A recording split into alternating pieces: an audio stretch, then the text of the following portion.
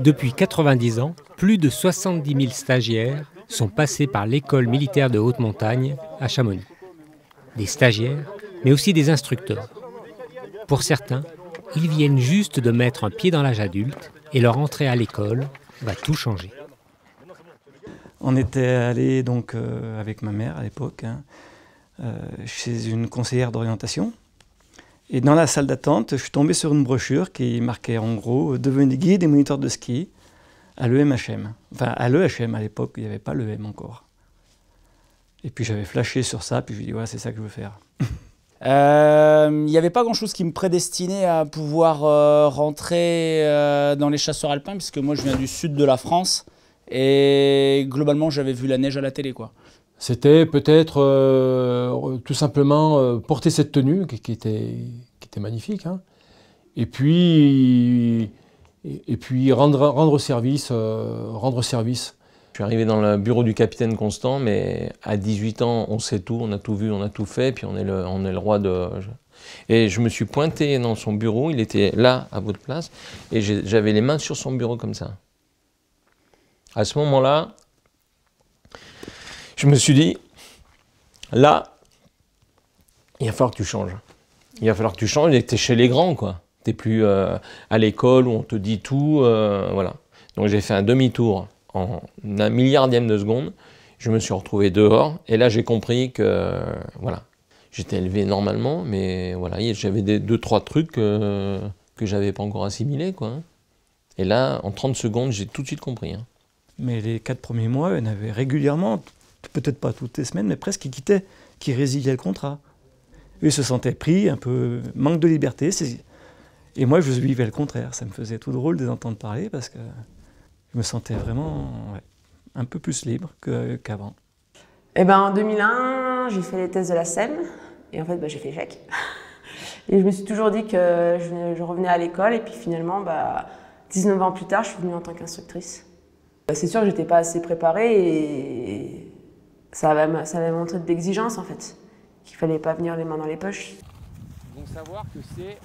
Sous couvert d'un enseignement technique, des cadres vont leur montrer le chemin vers des valeurs essentielles et les inciter à donner le meilleur. Mais ils vont aussi y découvrir des compagnons de cordée dans ce qu'ils ont de plus grand.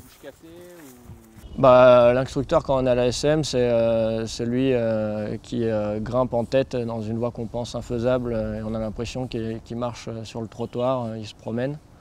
C'est souvent celui qui a eu une carrière militaire et qui choisit de passer un peu le cap et de plus passer à la formation pour partager son expérience. Donc souvent ils ont plein d'histoires et super enrichissantes pour nous à nous apprendre et nous préparer pour la suite qui est notre travail de chef de groupe en bataillon. Ce qu'on leur apprend ici, c'est des savoir-faire, mais on leur apprend surtout ce fameux savoir-être, cet esprit de cordée qui est hyper particulier dans les troupes de montagne chez les chasseurs alpins et sûrement en particulier ici au sein de l'école. Alors l'esprit de cordée, c'est un esprit où voilà, on est complètement dépendant de la personne qui est avec nous sur notre cordée et donc on doit être à l'écoute de ses besoins, de ses fatigues, de son niveau. Et donc on se doit d'apporter une entraide spontanée à la personne qui est en cordée avec nous. Quand je préparais Saint-Cyr, un professeur m'avait dit « vous n'y arriverez jamais ». À Chamonix, on ne m'a jamais dit « tu n'y arriveras jamais ». Ça, c'est vrai. Alors si, quand on skiait mal, on disait tu skis comme une luge à foin, ou ta position est désastreuse, enfin bref, il y avait des critiques, mais il n'y avait pas de critique définitive et négative sur en pronostiquant l'échec, jamais. On est fiers de voir que les gens se révèlent après en se disant tiens, il a fini dernier. Mais dernier, ça ne veut rien dire, on est dernier sur un classement, les billes et les cartes, elles sont redonnées tout de suite après. Dès qu'ils nous quittent, le classement, il ne vaut plus rien, quoi. Donc tu vas voir un peu leur transformation, entre guillemets, par rapport à la montagne et à la grimpe. Et ça, forcément, c'est hyper gratifiant. C'est hyper gratifiant et c'est d'autant plus gratifiant que l'âge passant, on est moins centré sur soi, on est plus centré sur les autres et essayer de leur apprendre un petit peu ce que nous, on a appris et toute l'expérience qu'on a, essayer de leur en donner un maximum, quoi. Donc ça, c'est super intéressant, ouais. J'ai senti au niveau des responsables une vraie franchise, donc la franchise envers nous, simple appelé, et avec tous les autres sous-officiers, une vraie camaraderie et partage de la corde. Ce monde de la montagne, il a aussi des valeurs fortes, et ces valeurs, on en a besoin ces temps-ci. On parle de solidarité, on parle d'entraide, on parle de cohésion. C'est des valeurs qui sont portées dans les institutions telles que l'école. Je pense que c'est des valeurs également qui sont très partagées au niveau du monde de la montagne. Quand on fait du haut niveau, on se raccroche à la performance. Après, quand on est militaire tous les jours, on se rattrape au groupe, vraiment. Au groupe, à se dire, voilà, je suis là, c'est dur, mais il y a les autres aussi. Oui, c'est dur, car ça passe par la technique, la rusticité et évidemment des moments forts en émotion. Ici, l'engagement n'est pas qu'un simple mot glissé dans un manuel. C'est une école, ouais. Maintenant, on invente des stages de survie, des commandos. C'est à la mode. Ben, nous, à la mode, il y a un moment qu'on l'avait, la mode. Hein. Oh, on était à fond dans le côté rustique, physique.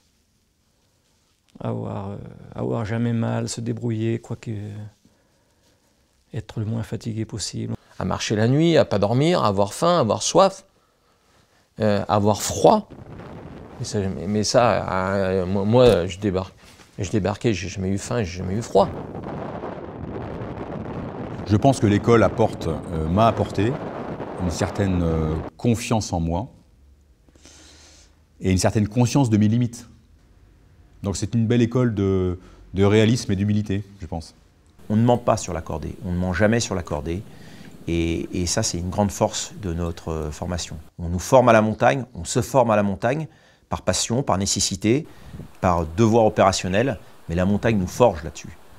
2 points arrachés, et donc j'ai un peu tapé dans tous les sens. Et je me suis retrouvé tout simplement pendu au bout de la corde. Il y avait des tempêtes de vent, 90 km/h, ça fait tomber des gardes derrière. On n'arrivait même pas à parler entre nous.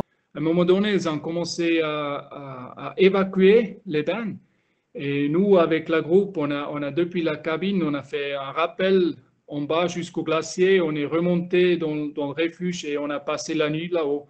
Il y a des moments un petit peu cocasses où on se demande vraiment ce qu'on fait ici, où on entend notre instructeur qui nous dit d'avancer. Ok mon pote, attends, tu vas pas dormir de la nuit, tu vas avoir froid, tu vas avoir faim, tu vas être trempé, mais tu vas rester là. Et ça se passe bien, quoi. Quelle que soit la structure dans laquelle on travaille, si on aime la montagne, si on fait de la montagne, de la haute montagne, hein, on a quelque chose en commun. Les choses en commun que l'on a, c'est une acceptation de la prise de risque, un engagement par rapport à sa vie, par rapport au lieu dans lequel on est, un vrai respect du lieu où on se trouve, une notion de fraternité assez forte entre nous, et quelque chose, quand on vieillit, qui peut ressurgir après, une acceptation de la mort. Parce qu'on fait quelque chose qui est dangereux, qu'on essaye de rendre le plus agréable et le moins dangereux possible. Et je crois que ces valeurs-là, vous pouvez faire des parallèles, et je pense que dans le monde militaire, il y en a beaucoup qui doivent se retrouver. Yes. Du cinéma, quoi. Hop, hop, hop. Ce que j'ai adoré, c'est l'engagement physique et mental total que l'on peut mettre dans un entraînement, une course, une voie. Et je trouve qu'il y avait un parallèle qui est saisissant entre l'exigence de la montagne et l'exigence des opérations militaires. De mon expérience, je trouve beaucoup de similitudes entre les opérations extérieures et les expéditions. Parce que c'est des départs sur la durée, des départs où on n'a pas forcément de facilité à communiquer avec la famille, avec les proches. C'est de l'isolement, c'est du petit groupe. C'est des moments difficiles, entrecoupés de pauses et de moments plutôt agréables. Je parlerai du camp de base et de l'ascension à proprement parler. En OPEX, on retrouve un peu ce rythme-là. Ok, t'as limite gauche, le pied Le M de militaire n'est venu que 30 ans après la création de l'école de haute montagne. Mais ne vous y trompez pas, il y est bien présent.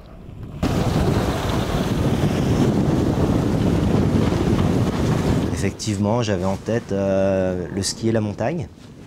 Mais très rapidement, je suis aussi tombé sur des cadres qui ont su me donner le goût et à la montagne, mais également à la rigueur militaire et à la rigueur du métier des armes en général. Pour le matériel technique, vous avez baudrier, vous avez casque, longe, descendeur, mâchard, mousqueton. Chaque chef de cordée ici présent, vous avez un brin de joker pour votre cordée, vous en êtes responsable. Préparer sa mission, travailler son terrain, savoir avec qui on part, connaître ses hommes, connaître sa troupe. Il y a énormément de parallèles qui peuvent être faits avec notre pratique du combat qu'on peut faire en régiment. Bah ouais, il y a visiblement des similitudes. Une fois de plus, moi je connais pas le combat, hein, mais c'est super intéressant en tout cas de discuter avec eux et de comprendre pourquoi ce qu'on fait nous leur apporte quelque chose à eux en fait. C'est intéressant parce que déjà visiblement ça sert à quelque chose. Et puis c'est d'autant plus intéressant que nous, on a, entre guillemets, on sert à quelque chose, quoi. Chez vous, la formation est adaptée à vos engagements de la guerre. Je pense ce n'est pas un jeu. Les stagiaires sont des soldats avec expérience opérationnelle. Voilà, il ne faut pas oublier notre finalité qui est quand même assez spécifique. Parmi les gens de montagne, évidemment, on partage plein de choses avec eux et l'implantation de l'EMHM à Chamonix est une bénédiction. Mais parmi les gens de montagne, on a un rôle particulier, hein, qui n'est pas celui de nos camarades des gendarmes du PG ou du CRS, etc. Nous, on a un rôle différent d'aptitude au combat. Et voilà, et on est les seuls de l'armée de terre à être capables de faire ça, donc on compte sur nous. La nation compte sur l'école pour former ses cadres alpins et Chamonix compte sur ses militaires pour garder le lien avec sa vallée. Un lien qui souvent dépasse les frontières. Résolument, l'école fait partie des piliers de Chamonix, de son histoire et de ses composantes, j'ai envie de dire, sociales. On n'imagine pas Chamonix sans l'école militaire de haute montagne, en tout cas. Ici, on est quasiment au cœur de la ville et on est à 9 km du sommet du Mont Blanc, qu'on voit tous les jours depuis l'école. Donc il y a déjà une empreinte physique qui est énorme. En Suisse, c'est plus théorétique et en France, c'est plus pratique. Nous avons à Andermatt une excellente infrastructure pour faire des formations dans une salle avec l'ordinateur, des vidéos, PowerPoint et beaucoup de plus. Mais les instructeurs à l'EMHM n'ont pas besoin de bureaux, des salles avec les moyens, choses digitales. À Chamonix, du travail sur terrain.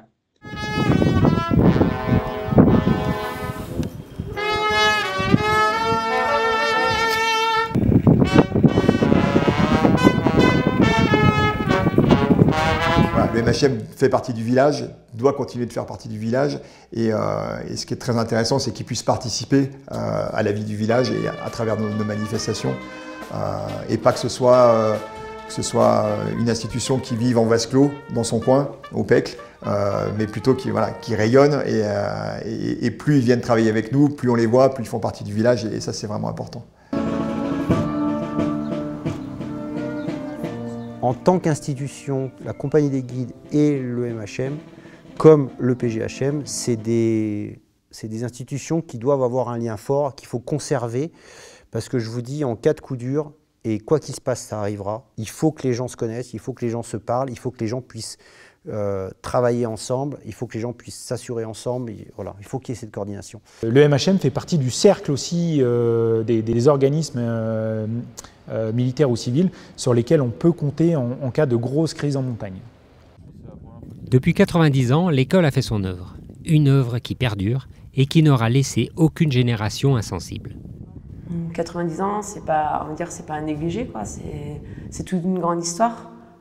Et que peut-être cette histoire, on a envie de l'écrire, continuer à l'écrire. Le MHM, Chamonix, toute ma vie s'est construite autour de ça.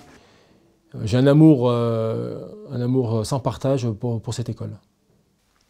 J'ai fait ça grâce à eux. On ne se fait pas tout seul. On a besoin de... Moi, j'ai rien appris. Moi, je savais rien et tu m'as appris. Voilà. C'est à cause de ces gens-là que, grâce à ces gens-là, que j'ai pu faire ce que j'ai fait, quoi. C'est une école militaire de haute montagne qui est très, très professionnelle. Moi, je dirais presque, c'est, selon ça, ce que je connais, la meilleure. La meilleure, j'en sais rien, mais une des plus belles, oui.